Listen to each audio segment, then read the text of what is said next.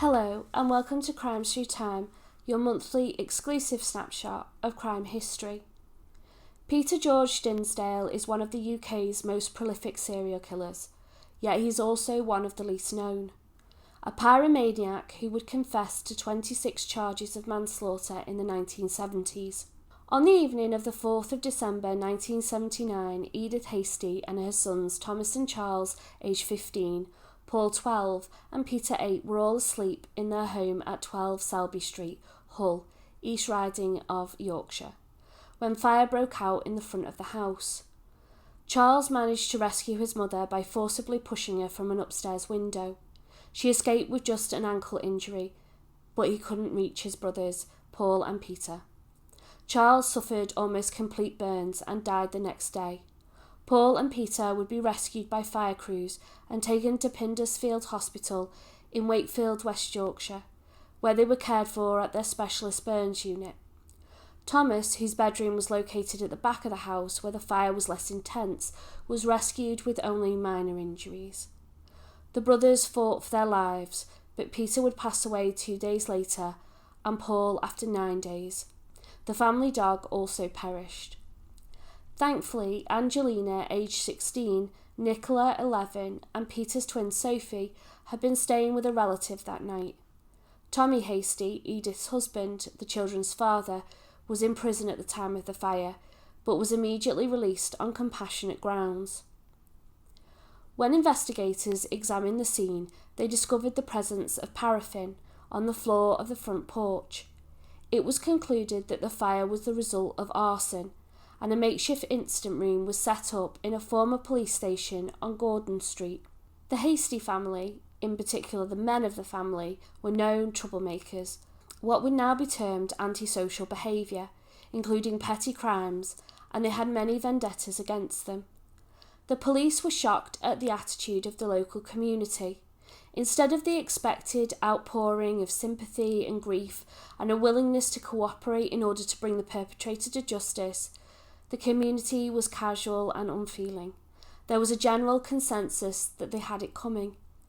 The family felt this too, and at the joint funeral of Charles, Peter and Paul in January 1980, Edith, grief-stricken and disgusted by the indifference issued, an outburst to the crowd that had gathered. The boys were all buried together at the Northern Cemetery in Hull. The working theory was that the arsonist was out for revenge against the family. They also looked into those active in the local gay scene that Thomas in particular had ties to. On the night of the fire, the police had received an anonymous phone call reporting a Rover 2000 car with 3 people inside driving away from the direction of the Hasty property. Detective Superintendent Ron Sager and his team traced the car and decided to question several local teenagers. One of them was Peter George Dinsdale. Sager's tactic was to accuse them of setting the fire and to see their reaction. Much to the surprise of the police officers, Peter confessed, in detail, to setting the fire at 12 Selby Street. He had poured paraffin through the letterbox of the home before setting it ablaze with a match. He claimed, quote, "I didn't mean to kill them." Thomas and Peter had had a brief sexual relationship, and Thomas was threatening to tell the police as he was 15 and Peter was 19 at the time if he didn't pay him money. The family had also mocked him for an intense crush that he had developed on Angelina. As revenge, he had set fire to the family home. Peter was born on the 31st of July 1960, the son of a prostitute. He never knew his father. His childhood was spent between a range of children's homes and his grandmother's house. He suffered from epilepsy and congenital spastic hemiplegia, affecting his right limbs. He had a limp and a compulsion to hold his right arm over his chest. He had a job as a labourer, and the local community referred to him as, quote, Daft Peter, but no one considered him dangerous. In 1979, he changed his name by default to Bruce Lee, in homage to the Kung Fu star. Much later, he changed his name again to Peter Tredget. I will refer to him as Peter throughout this video for clarity. As questioning continued, Peter confessed to starting 9 fatal fires in the Hull area over the previous 7 years. None of the fires had been considered as cases of arson. The inquest for those who died recorded verdicts of misadventure. Peter is a pyromaniac. His first fire was at a shopping centre when he was 9. No one was hurt, but £30,000 worth of damage was caused. He claims the fires were set at random. He would feel a tingle in his fingers that signalled it was time to set a fire. He didn't consider whether he was endangering life with his actions, although on 3 occasions the fires were in properties of people he knew and held a grudge against. Police were shocked by Peter's claims, so in an attempt to corroborate his confessions, they drove Peter around the city of Hull and asked him to point out the locations of the fires. He could point out where the fires were set, but couldn't give dates or the order in which they occurred. As a simple test, the police took him to a location where a fire had occurred, and it had been widely reported on, but the person responsible was already convicted. Peter did not try and take responsibility. From this, the police decided he was telling the truth and charged Peter with 26 counts of murder. Peter's first fatal fire was on the 23rd of June 1973. Richard Ellington was a 6-year-old pupil at the same special needs school that Peter attended. Fire broke out at his home. His parents, siblings and 2 guests escaped from the less damaged bedroom, believing that Richard was with them. He died trapped in his bedroom at the front of the house. The inquest could not find a definitive explanation for the fire, although there were suspicions that there was a leak from the gas oven. The next fire was on the 12th of October 1973.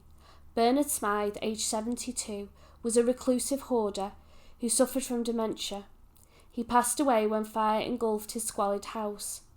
Paraffin was detected in the room, the accelerant that Peter preferred, but it was attributed to 2 heaters. It was theorised that the paraffin was ignited by a candle Bernard used for lighting because his electricity had been cut off. Peter struck again on the 27th of October, and this was one of the 3 fires that was started to punish a person Peter had a problem with. David Brewer was 34 years old. He shared a flat with his mother after he was injured in a work accident. He fell asleep on the sofa and woke up on fire. He managed to raise the alarm and neighbours came to his aid with wet towels to extinguish the flames. David would pass away in hospital 8 days later.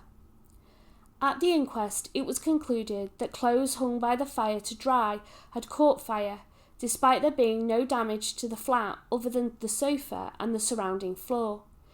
In truth, Peter had snuck into the flat after visiting his friend who lived next door. He set David on fire because the 2 had argued 2 days prior about pigeons. It would be over a year before Peter killed again. On the 23rd of December 1974.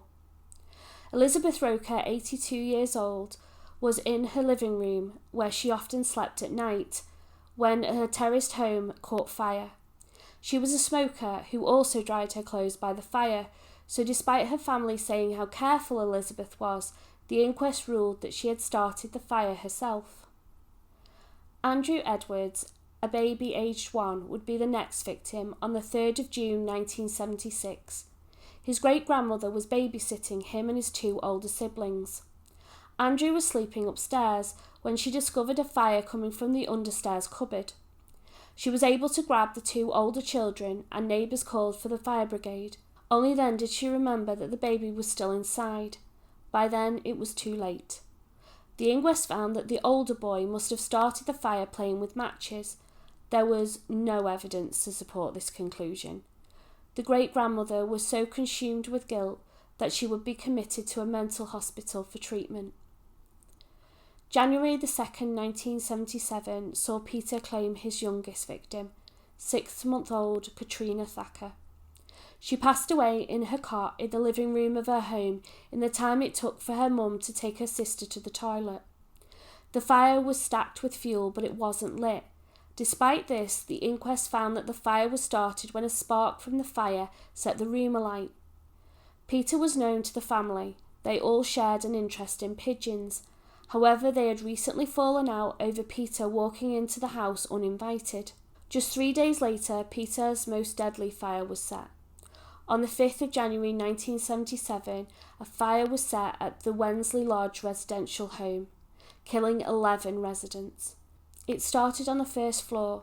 A care assistant quickly called the fire brigade, but it spread quickly through the first and second floor, trapping the residents. Harold Akester, 95, Victor Consett, 83, Benjamin Phillips, 83, Arthur Elmwood, 82, William Holt, 82, William Carter, 80, Percy Sanderson, 77, John Rigby, 75, William Beals, 73, Leonard Dennett, 73, and Arthur Handy, 65, all lost their lives. Mark Jordan was aged 7 on the 27th of April 1977 when he, his brother and his father spent the night in the home of the Hooper family. The father was asleep on the sofa when he woke to find the living room on fire. He ran upstairs to raise the rest of the household before running out of the front door. There were 2 adults and 4 children upstairs. The children were instructed to come to the front bedroom to escape through the window. 2 children were lifted out when Mark noticed that 13-year-old Deborah Hooper was not there. He raced back to the back bedroom to find her, but he and Deborah would be overcome by smoke and die. At the inquest, again without any evidence, the fire was recorded as being caused by the man smoking asleep on the sofa. Posthumously, Mark was recommended for a bravery award. Another bravery award was posthumously given to the victim of a fire Peter set on the 6th of January 1978. Christine Dixon, 24, was chatting with her neighbour on the doorstep of her terraced home when she saw smoke and flames coming from inside. She instinctively ran into the house where her 4 children and sick husband were sleeping. She grabbed the baby and handed him to the neighbour and headed back in for the rest of her boys. Her husband escaped out the front door. Unfortunately, she was trapped, and Christine, her son Mark 5, Stephen 4, and 16-month-old Michael all perished in the flames. The inquest put blame on the 2 oldest boys and again another set of matches. The neighbour and the boy's father vehemently disputed the verdict. Christine's baby would be raised by her mother. Then finally, on December the 4th of 1979, Peter set fire to the Hasty home, killing Charles, Paul and Peter. On the 20th of January 1981, Peter pleaded not guilty at Leeds Crown Court to 26 counts of murder, but guilty of 26 counts of manslaughter on the grounds of diminished responsibility, and 11 counts of arson. It was decided that it was not in the public's interest to incur the cost of a trial to prove murder when the sentence would be the same. Peter confessed to an additional 10 fires set in shops, warehouses and woodland. Charges were not pursued in those cases. He was ordered to be detained indefinitely under the Mental Health Act. The judge stated that Peter was a psychopath and a danger to the public.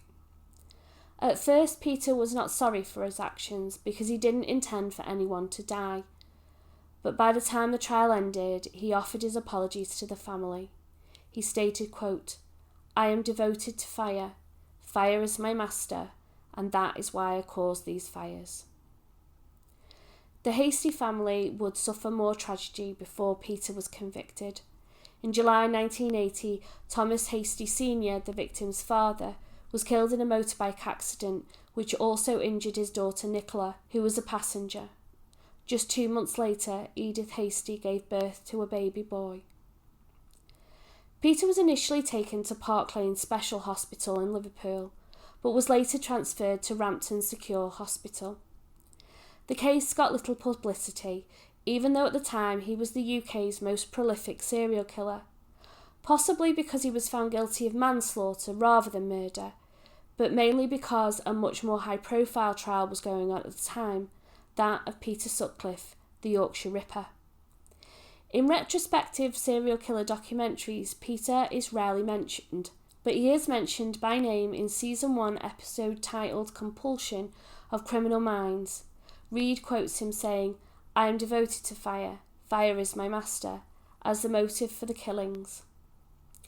A public inquiry into the Wensley Lodge fire that killed 11 residents concluded in 1983, stating that the fire was accidental and was not started by Peter. The senior fire officers supported the inquiry's findings. The 11 manslaughter convictions relating to this fire were quashed on appeal. The Sunday Times published articles that suggested that Peter's confessions hadn't been given voluntarily, prompting Detective Superintendent Sager to launch libel action against the newspaper. At the 1983 appeal, linked to the Wensley Lodge fire, the presiding judge had stated that he was confident that Peter's statements were, quote, freely given. The Sunday Times retracted all the allegations and issued an apology. The case would be settled out of court in 1987. Sager would retire and be awarded an MBE. In his book on the case, Hull, Hell and Fire, he expressed his hopes that Peter would one day be deemed fit and safe enough to be released. He passed away in 2010. In 2005, Peter was granted permission to marry Anne-Marie Davison, a fellow patient at Rampton. The families of the victims were disgusted and petitioned to prevent the wedding going ahead.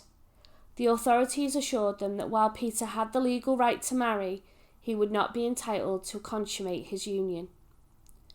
Since his original confessions, Peter has now recanted and denies all involvement in the fires he was convicted of starting. In 2021, his lawyers appealed his convictions, arguing his, quote, psychological vulnerability at the time of the 1980 confessions. His case was investigated by the Criminal Cases Review Commission. On the 8th of February 2022, Lord Justice Fulton, Mr Justice Hillard and Lord Hughes overturned the convictions relating to the fire in June 1976, where baby Andrew Edwards lost his life, and the fire in April 1977, which killed 13-year-old Deborah Hooper and 7-year-old Mark Jordan. The convictions for all the other fires were upheld. His legal team commented, quote, having worked so hard over the last 12 years to secure justice for Mr Triggett, following what we genuinely believe to be a serious miscarriage of justice, we are naturally disappointed with the outcome of the hearing in the Court of Appeal. We are studying the court's judgment with care and will consider whether there are any further avenues we might wish to pursue with Mr Triggett. To this day, Peter is detained at Rampton Secure Hospital. There is no indication he will ever be released. Thank you for watching. Please let me know what you think of this case in the comments, and thank you for supporting my channel. I really appreciate it.